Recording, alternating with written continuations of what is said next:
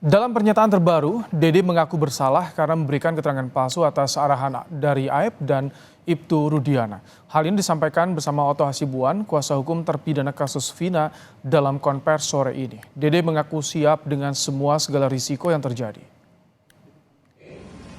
Ya. Kamu kan tadi mengaku sudah bersalah melakukan memberikan keterangan palsu dulu atas arahan daripada Aep dan juga Rudiana. Ya, kita juga pernah melaporkan kamu juga. Ya, iya kan? Tapi sekarang kamu datang mengaku bersalah. Kamu tahu risikonya ini? Kamu tahu Pak, sangat tahu risikonya. Kamu tahu bahwa kamu bisa dipenjara gara-gara pengakuanmu sekarang ini? Tahu Pak, saya siap risikonya Pak.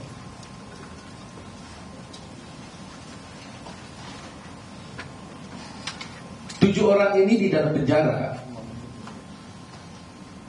gara-gara kamu. Iya Pak. Kamu bersedia nggak masuk penjara supaya 7 orang ini keluar? Sangat bersedia Pak. Yang penting ininya di terpidana itu saya mau keluar Pak, bebas. Seperti kehidupan saya kemarin Pak. Karena saya merasa bersalah. Meskipun kamu masuk penjara? Siap Pak. Meskipun saya masuk penjara menggantikan 7 terpidana itu, saya siap Pak. Saksi kunci Dede dalam kasus Vina mengaku dirinya telah memberikan kesaksian palsu pada 2016 lalu. Apakah pernyataan Dede ini bisa menjadi pintu dibukanya kembali kasus pembunuhan Vina dan menjadi novum untuk upaya peninjauan kembali dari para terpidana? Kita akan bahas, saudara, bersama dengan pakar hukum pidana Universitas Jenderal Sudirman Hibnu Nugroho dan juga kuasa hukum Ibtu Rudiana Elsa Syarif. Kita juga akan mengundang, saudara, nanti kuasa hukum dari terpidana kasus Vina yang akan segera bergabung. Selamat sore, Bu Elsa, Prof. Hibnu. Selamat sore, Assalamualaikum warahmatullahi wabarakatuh. Waalaikumsalam warahmatullahi wabarakatuh. Prof. Hibnu, bagaimana Anda melihat dari kesaksian Dede yang mengaku memberikan kesaksian palsu 2016 lalu? Apakah ini ada implikasi pada kasus atau putusan para terpidana nantinya?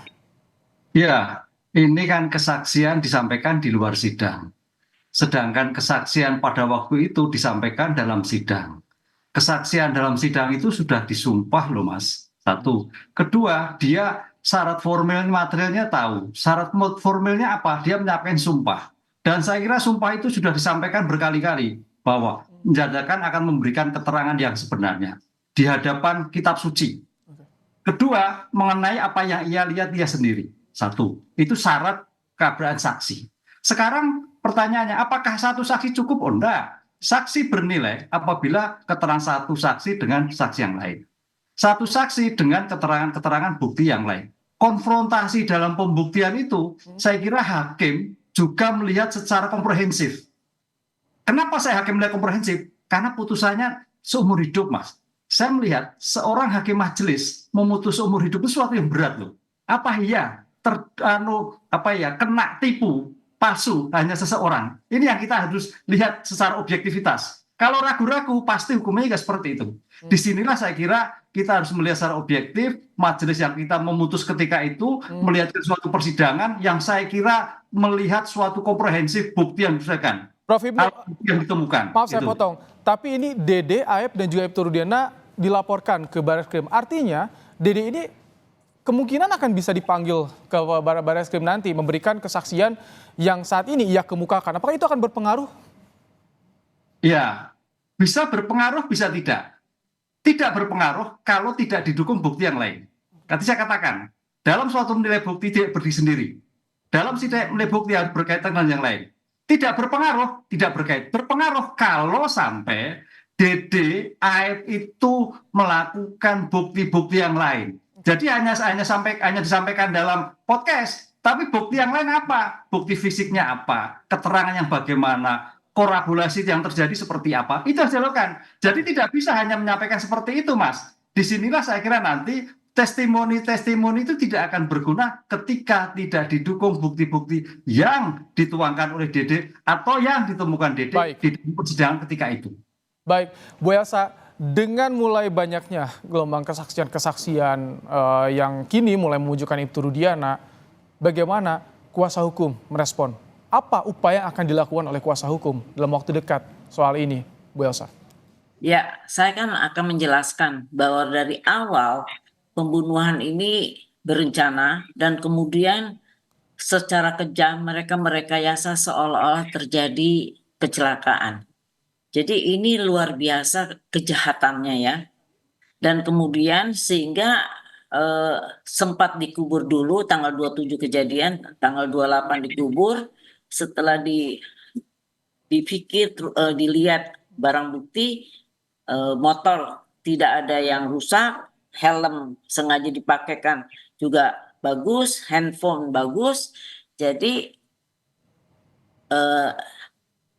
insting dari seorang penyidik bahwa dia melihat begitu hancurnya anaknya itu, rahang patah dan semuanya, gigi ambrol segala. Kan kalau misalnya jatuh ya depannya aja yang hancur, belakangnya enggak. Ini muka belakang semua badan hancur ya, udah kayak Baik. dipukul kayak Itu bakso. kondisi saat itu Bu Elsa ya? Baik. Iya, itu kan ada visum ya. Mm. Kita Jadi kan dengan membaca banyaknya visum. saat ini kesaksian yang bilang kalau mereka diarahkan oleh Ibtu Rudiana Nah, untuk kasus tunggu ini? dulu. Iya, kan kalau memang kan mereka, saya perbandingkan, sedangkan terdakwa terpidana aja waktu dari diperiksa di Polda Jabar disuruh rekonstruksi aja nggak mau, ya Oke, berarti ada didampingi lawyer, dia ada keberanian tidak tertekan, kemudian dia melakukan pra peradilan, kemudian oke, ditolak, dia bersidang, di sidang pun bikin eksepsi, begitu itu dia bisa mencabut BAP-nya, ya. Itu terdakwa loh pada saat oke. itu. Nah, sekarang saksi itu menjelaskan dengan bebas di bawah sumpah. Itu yang bertanya eksaminasinya dari majelis 3 orang, udah Oke. itu jaksanya berapa orang, lawyernya berapa orang. Dan bagaimana bisa mengatakan udah inkrah 8 tahun kemudian tiba-tiba Bu Elsa, rame-rame mengatakan tapi bahwa ketika mulai banyak di luaran keterangan-keterangan yang saat ini sudah mulai memojokkan Ibtu Rudiana, apakah Ibtu Rudiana mau untuk memberikan keterangan juga kepada publik atau siap akan dalam waktu dekat bersedia diperiksa oleh internal polisi pasca banyaknya saat ini kesaksian-kesaksian? ya, sekarang saya sampaikan, Rudiana adalah seorang polisi aktif, tidak bisa sembarangan memberikan keterangan. Dan karena begitu banyaknya simpang siur cerita hoax ini yang menyudutkan dia dan korban diputarbalikkan menjadi sekarang seolah-olah dia jadi pelaku macam-macam, sehingga sudah minta izin kepada atasan untuk bisa menunjuk lawyer dan Oke. perhakiman yang mengambil alih ini untuk meluruskan permasalahan ini. Untuk itulah kalau bilang dilaporkan, ya mereka tuh baru melaporkan ke Mabes, tapi di Mabes kan ada prosedur yang Oke. panjang. Jadi kalau Ya, secara aturan tidak diperlukan, tidak diperbolehkan untuk langsung bicara kepada publik soal ini untuk oh menjelaskan tidak apa yang bisa terjadi. karena ada humas. Oke, Ini peraturan dari Kapolri nggak boleh. Itu dia terikat dalam peraturan Kapolri. baik. Nah kemudian sekarang hari inilah kami mengsomasi baru 3 ya. Mhm, Kita hari ini kita somasi Deddy Mulyadi, Dede dan Lingga Akbar mhm. untuk somasi untuk menarik pernyataan dia dan meminta maaf kepada Oke, kami. disampaikan 3 somasi dari kuasa hukum Ibtu Rudina. Ya, Prof. Hipnu, dengan Ya, adanya sekelumit keterangan yang saat ini mulai memojokkan Ibtu Rudiana, sebetulnya kunci untuk bisa pengungkapan kasus ini dari mana sih saat ini? Apa yang harus dilakukan oleh Polri, Prof. Hipnu? ya, memang sejak awal kan kita harus tahu, tampaknya pengungkapan perkara pada waktu itu tidak dilakukan dengan bukti-bukti forensik, kan itu, terutama CCTV. Ini kan yang simpang siur. Sehingga ketika 2016 itu kan ya Cirebon sudah maju lah ya, CCTV sudah ada, saya kira HP sudah ada. Ini yang tidak diketahui, sehingga perdebatan sekarang itu apakah ada perbuatan pidana atau tidak, apakah kecelakaan, apakah pembunuhan, itu yang Bu Elsa tadi seperti itu. Ini kalau didukung dengan CCTV ketika itu sudah selesai. Nah, disinilah carut marut pengakuan-pengakuan yang bertebaran di mana-mana itu membuat bingung semua. Tapi itu tidak bingung sebetulnya ketika kita dalam hal menundukkan suatu perkara berkoridor pada sistem hukum. Misalkan tadi keterangan testimoni, oke testimoni, apakah testimoni itu didukung dengan bukti? Apakah testimoni itu berkaitan dengan suatu rangkaian ketika itu dengan bukti-bukti cukup? Nah, ini yang harus dilakukan. Sehingga jangan sampai testimoni-testimoni menjadikan liar. Nah, kita kembali pada asas hukumnya. Bagaimana suatu saksi bernilai? Syarat 1, syarat 2, syarat 3. Bagaimana bukti bernilai? Syarat 1, syarat 2, syarat. Ini yang kita kembalikan. Sehingga Prof. kalau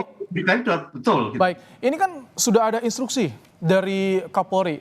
Itwasum, Propam turun, laporan ke Barskrim juga sudah. Tapi saat ini kuasa hukum sudah ditunjuk Ibtu Rudiana, tapi belum muncul ke publik, belum ada diperiksa. Bagaimana Anda melihat dari kasus ini, Prof. Ibnu? Iya, makanya tadi kasus ini diperiksa agar kembali lagi dari nol untuk pengungkapan seperti ini. Karena kalau tidak nol agak repot. Nol bagaimana suatu pemeriksaan terjadi, TKP terjadi, ya CCTV ataupun bukti-bukti pendukung yang lain harus jelas. Sehingga ini tidak menjadi liar ceritanya, Mas. Perintah Kapolri itu pemeriksa ulang itu ulang semuanya, termasuk penyidiknya, termasuk pengungkapannya dan sebagainya. Jadi jangan setengah-setengah. Ini tampaknya diskusinya setengah-setengah kan, tidak dari awal TKP, misalkan di mana terjadi, bagaimana terjadi, pakai apa yang terjadi, bagaimana terjadi, siapa yang melakukan, tempatnya dilakukan, alat apa yang dilakukan. Ini nggak muncul yang sampai sekarang. Oke, Bu Elsa, saat ini bukti yang dikantongi oleh kuasa hukum untuk menguatkan kalau Ibtu Rudiana tidak bersalah, tidak ada peran tertentu di kasus ini, apa saja?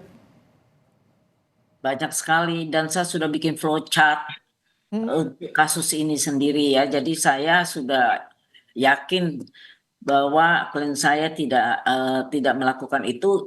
Klien saya itu pangkatnya nggak tinggi, Mas. Dia cuman itu, dan perkara itu hanya 3 hari di Polres Cirebon, kemudian ditarik ke Polda karena ternyata tadinya dikira kecelakaan, ternyata tidak, ya.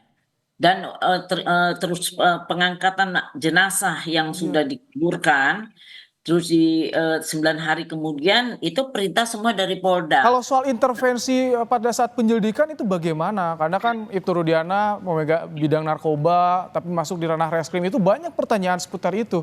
Bu Elsa, seperti apa keterangan dari Ibtu Ini Rudiana loh, kepada saya kuasa hukum? jelasin. Saya justru mau rinci ya. Itu tanggal 27 kejadian, dibilang terus tanggal 28 dikuburkan karena dibilang kecelakaan.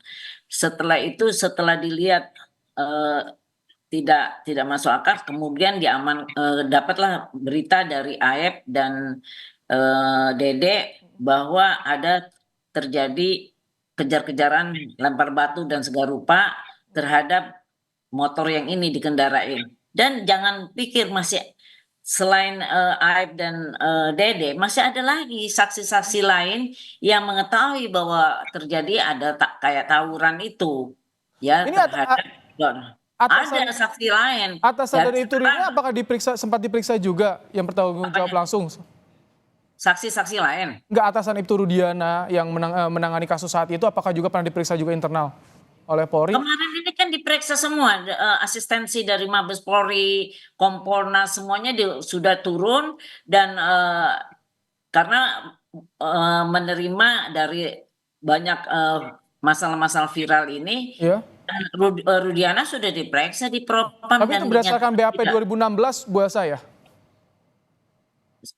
Bukan, kan diperiksanya baru. Jadi kan semuanya sudah diperiksa. Dan sudah dinyatakan Rudiana tidak menyalahi prosedur karena dia cuma sebagai pelapor.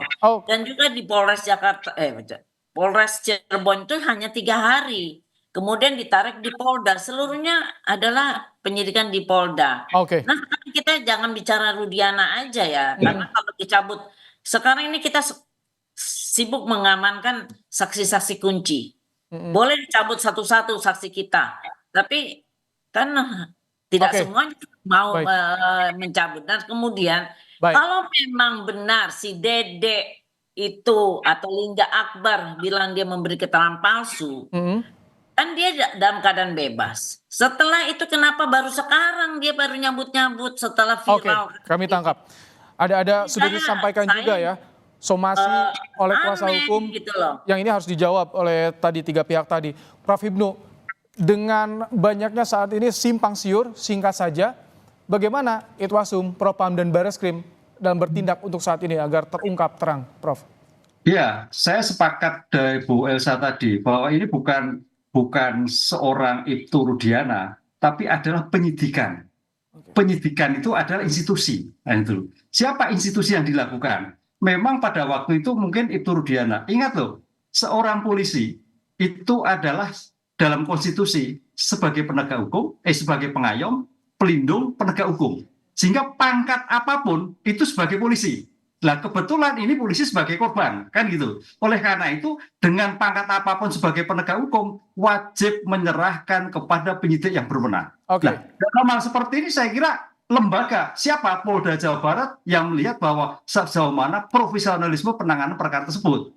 Gitu Mas. Oke, kami tangkap. Terima kasih Ya. untuk pandangan Anda, Prof. Hipnu, Bu Elsa Syarif. Terima kasih juga telah bergabung bersama kami di Kompas Petang sore hari ini. Terima kasih.